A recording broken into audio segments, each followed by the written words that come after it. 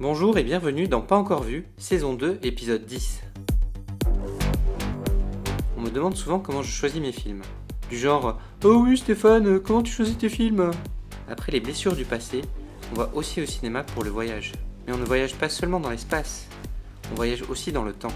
La société, les mentalités évoluent.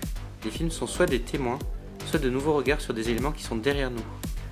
Pour ce mois d'octobre, je vous propose un voyage à travers les époques. On peut faire un tour en 1919.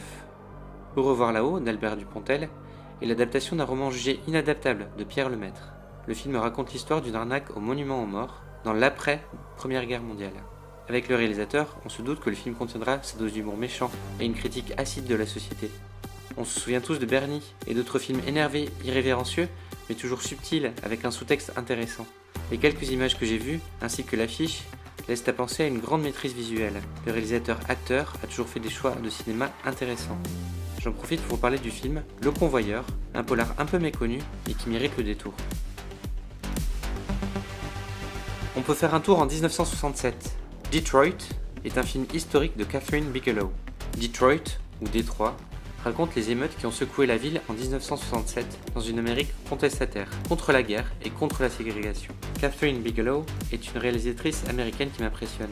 Elle place des gens ordinaires dans des situations réelles mais hors du commun. Dans Des mineurs, elle avait mis Jeremy Renner dans la peau d'un homme qui risque sa vie en Irak. Dans Zero Dark Thirty, elle avait mis Jessica Chastain sur les traces de Ben Laden. Elle révèle, pour chacun de ses personnages, l'humanité et les failles que l'on retrouve dans ce qu'on en appelle les héros de l'ombre. J'ai hâte de voir ce qu'elle a raconté dans Detroit. On peut faire un tour en 2049. Blade Runner 2049 est un film de science-fiction de Denis Villeneuve. Il s'agit de la suite inattendue ou inespérée d'un des plus grands films de SF.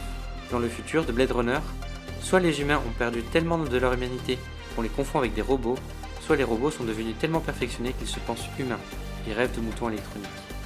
À la réalisation, on a Denis Villeneuve. Si vous avez vu la première saison de Pas encore vu, vous savez tout le bien que je pense de ce réalisateur. Dans l'épisode 12, je parlais de Premier Contact, qui est mon film préféré de 2016. Et j'ai adoré chacun de ses films. Incendie, Prisoners, Ennemi, Sicario et évidemment Premier Contact. Denis Villeneuve s'est créé une tension.